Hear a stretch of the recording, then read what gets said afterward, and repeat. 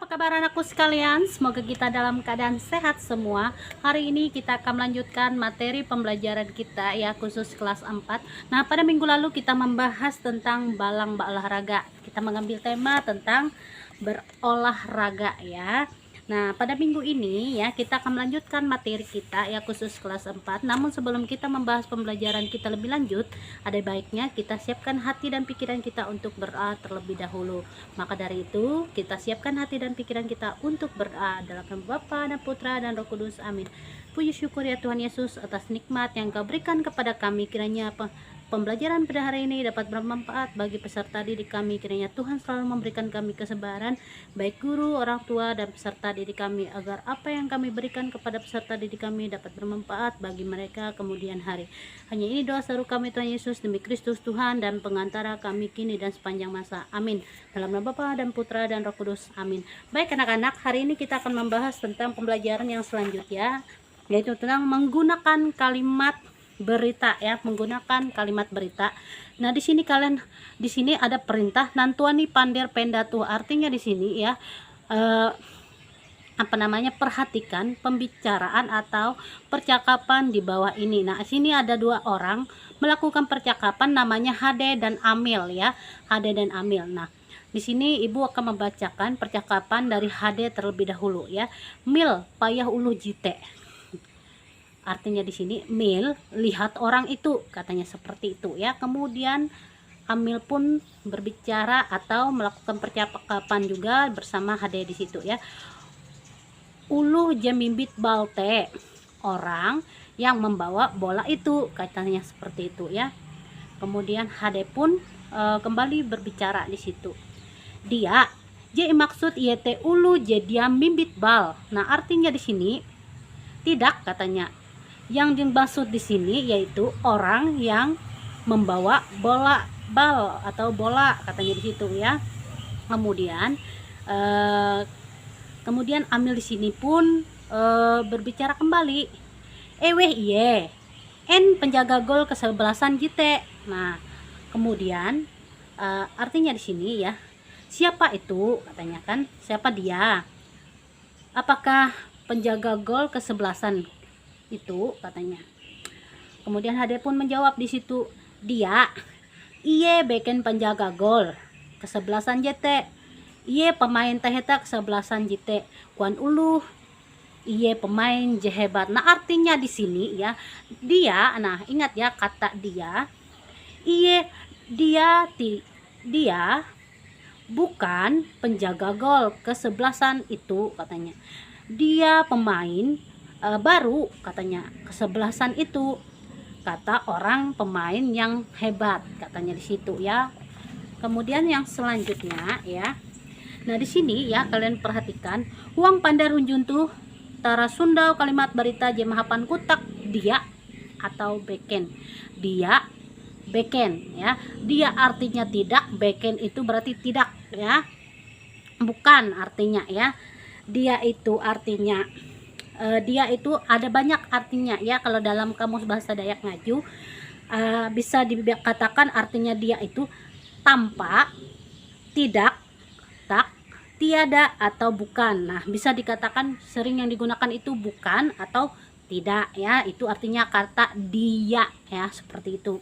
Dia itu DIA. Nah, seperti itu cara penulisannya ya. Kemudian yang kedua ya, kalau kata beken artinya ya, beken itu bukan lain, bukan atau lain ya, bukan koma lain ya, karena dia ada memiliki dua arti di sini kata beken ya dalam bahasa Indonesianya. Kalau bahasa Dayak Ngajunya tetap satu kata ya, tapi kalau dalam bahasa Indonesia dia memiliki banyak makna katanya ya, beken atau lain. Nah, seperti itu ya. Nah, di sini nantuani suntu penda bek nantuani ya suntuk beken penda tuh. Nah, artinya di sini ya, untuk surahannya di sini, lihatlah contoh yang lain di bawah ini, katanya ya. Nah, yang pertama ya, yang kalian perhatikan di sini, contoh yang pertama, sutil dia tempun sepatu olahraga. Nah, artinya di sini sutil tidak ya, tidak atau bukan, pemilik sepatu olahraga. Ingat ya, kata dia yang ditekankan di situ, yang dibawahi itu adalah kata dia ya, untuk kalimat yang pertama, untuk contoh yang pertama. Kemudian yang kedua ya, perhatikan yang kedua, kalian mendengarkan apa yang ibu jelaskan. Emma Beken pemain kasti. Nah, artinya di sini ya dalam bahasa Dayak, dalam bahasa Indonesia, Emma bukan ya pemain bola kasti ya, bola kasti. Nah, di sini kata beken yang digaris bawahi di situ ya, kata beken. Seperti contoh yang pertama tadi, kata dia ya, beken itu artinya bukan atau lain. Nah, seperti itu ya. Kemudian contoh yang ketiga, kalian perhatikan, kalian dengarkan ya. Ulu jite dia tahu hanangoy. Nah, ulu jite dia tahu hanangoy. Nah, artinya di sini orang itu tidak bisa berenang. Nah, kata tidak atau dia tadi digaris bawahi ya, kata itu yang kita gunakan ya, dia atau beken katanya di situ. Kemudian contoh yang keempat, Inal beken pemain bal. Inal beken pemain poli. Nah, artinya di sini Inal bukan ya pemain poli. Nah, seperti itu ya. Jadi kata beken dan kata dia itu yang kita garis bawahi di 4 contoh ini ya. Contoh yang pertama dan contoh yang ketiga itu menggunakan kata dia untuk di setiap kalimatnya, bisa di awal kalimat, bisa digunakan pada pertengahan kalimat atau mendekati akhir kalimat ya, seperti itu. Kemudian untuk contoh yang kedua dan keempat itu sama ya, menggunakan kata beken. Beken. Nah, beken itu artinya bukan atau lain ya, seperti itu ya. Nah, nanti untuk tugasnya ya, khusus kelas 4, tugasnya itu isilah titik-titik, isi titik-titik, huang kalimat pendato mahapan kutak dia atau beken. Nah, seperti itu. Ingat kata dia tadi artinya apa? Berarti tidak ya. Tidak bisa juga bukan. Nah, seperti itu. Kalau bisa kemudian kata beken. Nah, berarti kalian cara menjawabnya di sini menggunakan 2 kata saja. Dia atau beken. Dia, beken. Nah, 2 kata itu aja. Dia dan kata beken. Nah, seperti itu ya. Kemudian, nah untuk tugasnya di sini nanti ibu kirim dalam bentuk foto ya. Ibu kirim dalam bentuk foto.